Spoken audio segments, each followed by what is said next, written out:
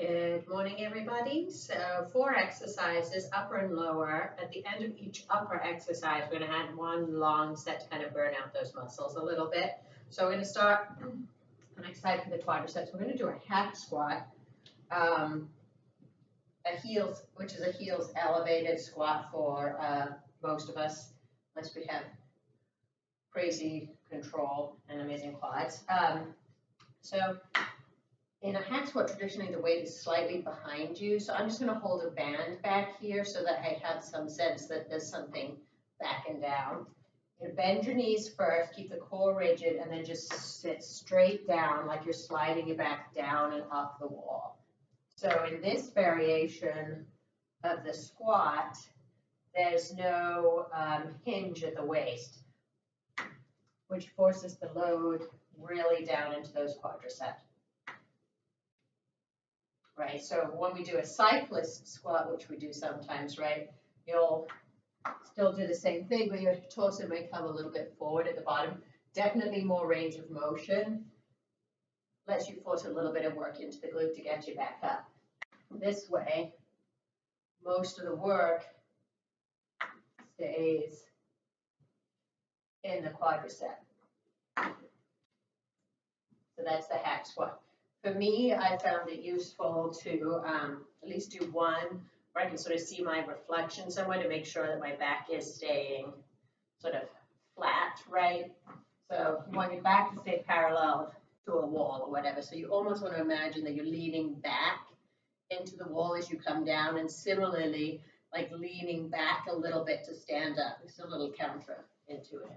The next exercise we're going to do, moving to the upper body, is a standing row.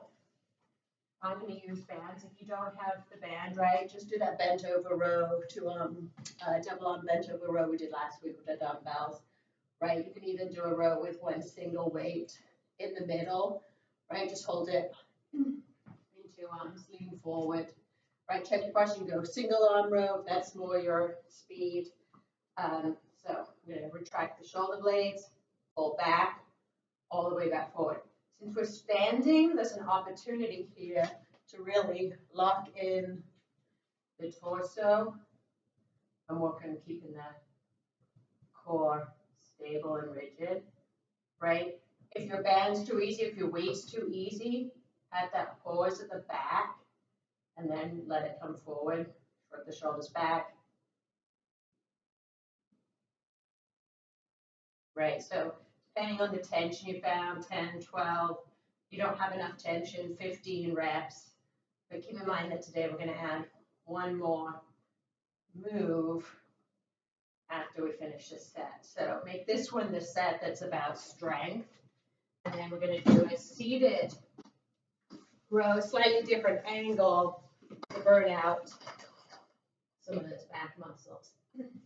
So you want to keep the same theory, right?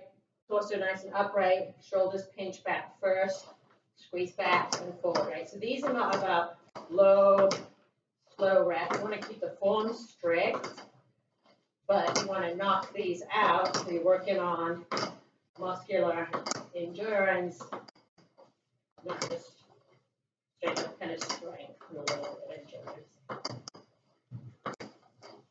So you probably want to knock out 20, 25 of these. They should get to be burning pretty good at the end. And you'll pull. You can do those with every set. So do your set of 10, 12 here, and then do a set of 25 here. If you want to just add it to the very last set, that's totally fine too, and just do a burnout on the third set. Assuming you're doing 3 sets. If you're doing 4 sets, you can add it to the 4th set, right? So you guys be the judge. Next exercise we're going to do is good morning. Not one we do in the gym very often, especially not with a lot of weight. It requires a lot of strength in those kind of spinal erector muscles, right? Those muscles that run along the side of the spine. And if you have any sort of lower back issues, maybe not the exercise for you, but really good exercise to get the glutes engaged and work on that strength of the muscles of the lower back. So I'm going to use a band. The point of the good morning versus like a deadlift, it looks really similar in the mechanics, but where the weight is distributed is different, right? So the weight is going to be on your back or from behind, right? So you could hold a dumbbell back here, that would work. But like I said, I'm using that. So not the most comfortable setup, right? But doing it anyway. So what I like about the band is it kind of makes you think about spreading your feet apart, right? So you want to think about kind of trying to spread the floor beneath you wide, right? That engages all of these muscles and helps stabilize the movement. You want a slight bend in the knees because that displaces some of that rounding that'll happen in the lower back. And then you're just going to hinge the hips forward. Hinge the hips back, right? Head stays in line with the torso. Once you get to that point of maximum stretch, right, you'll feel it over the glutes, down into the top of the hamstring a little bit. You're going to squeeze up, glutes come under you, rebend the knees at the top, hinge the hips back, right, back stays flat, and then up and squeeze. So take your time on the descent, right, keep spreading those feet apart, kind of pushing to the outside of your shoe, squeeze up. So a lot of glute work, a little bit of hamstring work, definitely some lower back work that comes in the stabilizing of this movement. So if you need to make it different or you want to make it, you can widen your feet. So and actually a wide legged good morning, right, where the effect of pushing out really turns on some of that glute medius, some of those outside muscles, those adductors, right? Abductors. And then squeeze back in.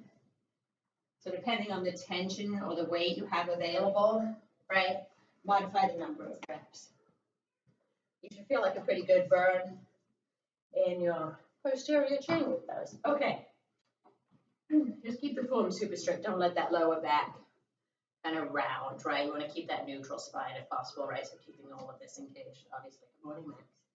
All right, so last but not least, we're going to do a push-up variation, as you guys know, most of you. I love a push-up. We're going to do a staggered hand push-up, which forces more weight into one arm. It's kind of like a supported one-arm push-up. If that is not in your wheelhouse, you can definitely do this off a couch, right? So to set up for a staggered one off the couch, you just reach one hand out a little bit further and then do your push-up, right? Instead of both hands right underneath or kind of in line with the shoulders. So on the floor,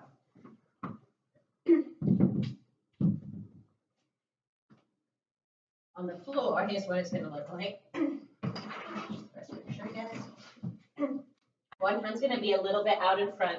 Other hand's kind of your traditional push-up arm, right? You're going to come down, switch out, right? Make sure you turn that elbow pit forward, especially on that working arm, so you keep the shoulder blade safe, right? You keep that elbow not too far splayed out from the body on the working hand, right, which is this hand that's underneath the shoulder. Keep the gaze slightly in front, and then just keep alternating back and forth. Much harder variation, so maybe you start with 8 reps. You could do just a few reps and sort of play with it and then knock out the rest, just regular push-ups. And then the last exercise, as promised, is just going to be a burnout for the chest. So you're going to wrap the band. So no band, get on the floor and just do a floor chest press with lightish weight, lots of reps. If you have a band, you're just going to wrap the band around your kind of mid-back, and we're just going to push. So we're just going to knock out. Same thing, set of 25. First few, like, no big deal. And then you should start to feel a burn. Just make sure you're not letting the shoulders shrug up to the ears. And you're keeping the core rigid, so all the movement is staying in those chest muscles.